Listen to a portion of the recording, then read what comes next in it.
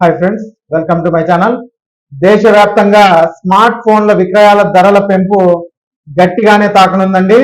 రూపాయి పతనంతో మొబైల్ తయారీ సంస్థలపై పడుతున్న భారాన్ని తగ్గించుకోవడంలో భాగంగా ధరలు పెంచిన సంస్థలకు అమ్మకాల రూపంలో షాక్ తగలబోతుంది.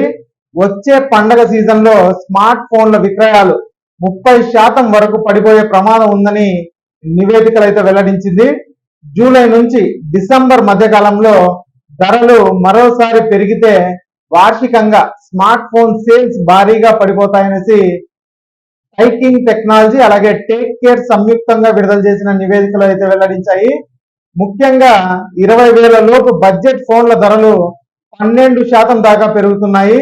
రూపాయి విలువ తగ్గడం, కంపెనీల అమ్మకాలు ధరలను పెంచడం ఇందుకు ప్రధాన కారణాలని చెప్పాలి. మరి జూలై నుంచి ధరలు అయితే పెరగబోతున్నాయండి. ఈ నెలలోపు లేదా వచ్చే నెలలోపు ఎవరైతే స్మార్ట్ ఫోన్ కొంటున్నారో వెంటనే కొనుక్కోండి. ఆ తర్వాత ఆలోచిద్దామంటే మాత్రం ధరలు అయితే పెరగబోతున్నాయి. 12% పైగా పెరగబోతున్నాయి. కాబట్టి ఇక ఈ వీడియో నచ్చినట్టయితే ఒక లైక్ చేయండి, అలాగే మా ఛానల్ సబ్స్క్రైబ్ చేసుకోండి. థ్యాంక్స్.